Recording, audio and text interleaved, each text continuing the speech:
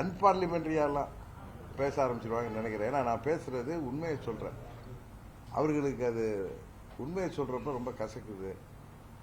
இன்னொரு கட்சியை வான்னு ரோட்ல நின்று கூப்பாடு போட்டாங்க. இன்றைக்கு பாத்தீங்கன்னா ஒவ்வொருத்தரும் ஆரம்பிச்சிட்டாங்க. யாருக்கு?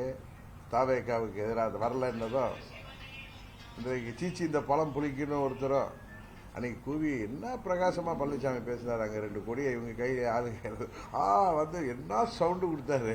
அப்பவே தெரியுது டூப்ளிகேட் வேலை இது விஜய். அது அவங்க கட்சி. இது தாவேக்காவை ஏமாற்றி அழைக்கிற வேலை இல்லை. தனது தொண்டர்களையும் தனது நிர்வாகிகளும் சோர்ந்து போயிருப்பவர்கள் 2024 அவர் தேசிய ஜனநாயக கூட்டணியில் இருந்து வெளியில வந்ததை ஏற்றுக்கொள்ளாதவர்கள் இன்னும் அவங்க அந்த தேர்தலில் தனியாக நின்று வேட்பாளர்கள் நிற்பதற்கே பயந்து, உங்களுக்கு தெரியும் எவ்வளவு டெபாசிட் போய் அன்றைக்கு இரட்டையிலை எவ்வளவு பலவீனப்படுத்தினார் என்பது எல்லோருக்கும் தெரியும். அதே போன்ற நிலை வந்துவிடும் என்கிற பயத்தில் தான் அவர் நீங்க சொல்றீங்க சின்ன கட்சி புதிய கட்சின்னு. அந்த கட்சியை அடிப்படையே இல்லை, அவங்களுக்கு கட்டமைப்பு இல்லை, என்னென்னமோ பேசுறாங்க. அந்த கட்சியை கூவி கூவி பழனிசாமி அழைத்தார்.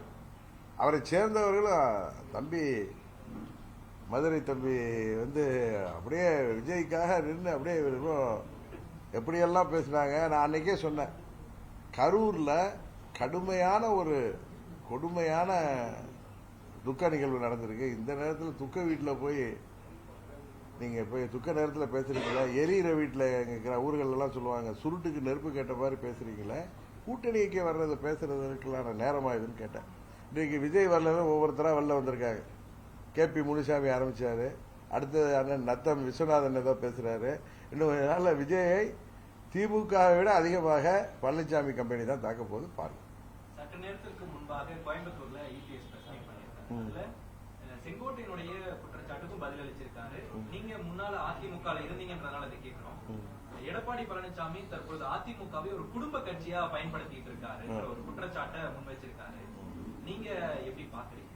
இல்ல, நான் எனக்கு அவங்கள தொடர்பே இல்லைன்ட்டு. ஆனா நான் கேள்விப்படுவது அண்ணன் செங்கோட்டையன் போன்றவர்கள் சொல்வது, அவரது மகன் மிதுன் பழனிசாமி, இன்னும் அவருடைய உறவினர்கள் சகல சம்பந்தி அவருடைய உறவினர்கள் தான் இன்றைக்கு கட்சி சம்பந்தமான எல்லா நடவடிக்கைகளும் ஈடுபடுகிறார்கள்.